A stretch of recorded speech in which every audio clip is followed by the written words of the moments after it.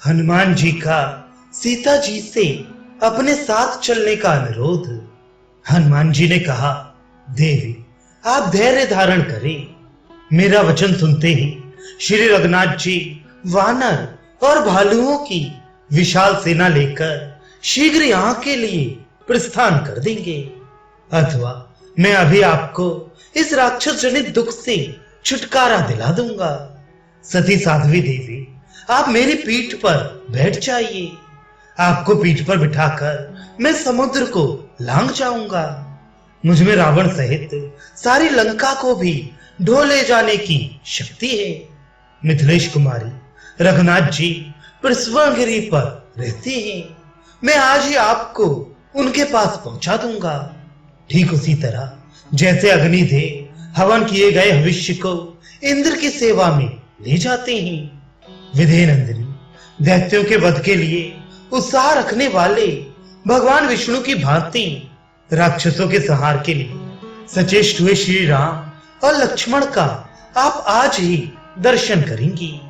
आपके दर्शन का उत्साह मन में लिए महाबली श्री राम पर्वत शिखर पर अपने आश्रम में उसी प्रकार बैठे हैं जैसे देवराज इंद्र गजराज ऐरावत की पीठ पर विराजमान होते हैं।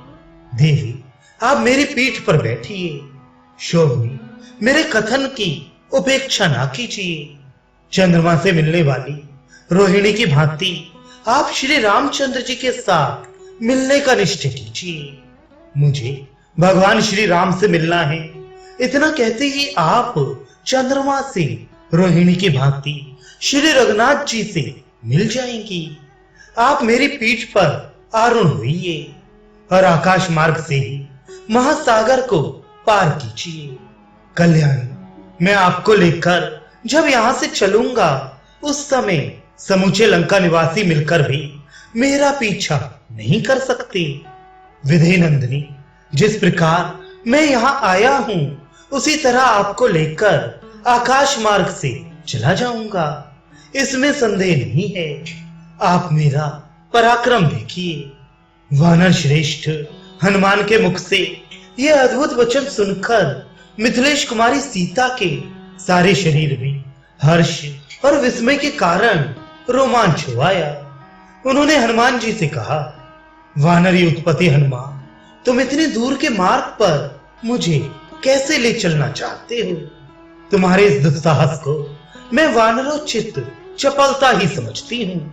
वानर शिरोमणि, तुम्हारा शरीर तो बहुत छोटा है, फिर तुम मुझे मेरे स्वामी महाराज श्री राम के पास ले जाने की इच्छा कैसे करती हो?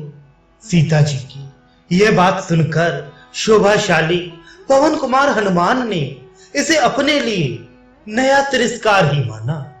वे सोचने लगे, कजरारे नेत्रों वाली विधेय नंदिनी सीता मेरे बल और प्रभाव को नहीं जानती, इसलिए आज मेरे उस रूप को जिसे मैं इच्छा अनुसार धारण कर लेता हूं, ये देख ले।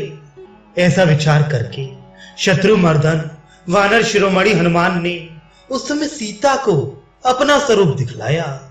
वे बुद्धिमान कपिवर उस वृक्ष से नीचे कूद पड़े और सीता जी को विश्वास दिलाने के लिए बढ़ने लगे।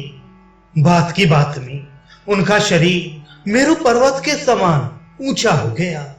वे प्रज्वलित अग्नि के समान तेजस्वी प्रतीत होने लगे। इस तरह विशाल रूप धारण करके वे वानर श्रेष्ठ हनुमान सीता जी के सामने खड़े हो गए। तत्पश्चात पर्वत के समान विशाल काय, लाल मुख तथा वज्र के समान दाढ़ और नख वाले भयानक महाबली वानर वीर हनुमान विधेय नंदिनी से इस प्रकार बोली, देवी मुझ में पर्वत, वन, अट्टालिका, चार दीवारी और नगर द्वार सहित इस लंकापुरी को रावण के साथ ही उठा ले जाने की शक्ति है। अतः आप मेरे साथ चलने का निश्चय कर लीजिए। आपकी आशंका व्यर्थ है। देवी विधेय नंदिनी आप मेरे साथ चलकर लक्ष्मण सहित श्री रघुनाथ जी का शोक दूर कीजिए। वायु के औरस पुत्र हनुमान जी को पर्वत के समान विशाल शरीर धारण किए थे प्रफुल्ल कमल दल के समान बड़े बड़े नेत्रों वाली जनक किशोरी ने उनसे इस प्रकार कहा।